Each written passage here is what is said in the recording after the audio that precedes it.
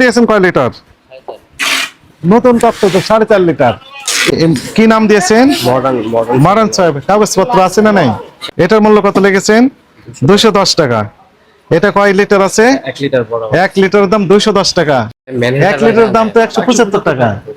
আপনি কোম্পানি কি পদে আছেন? কয় লিটার কত? 1 লিটার। লিটারগুলো আসতে তো করে থেকে। এটা টাঙ্কি থেকে এই পাইপে আসছে। নাম কি দিলেন? মডার্ন। অর্ডার। আপনারা কয়জন কাজ করেন?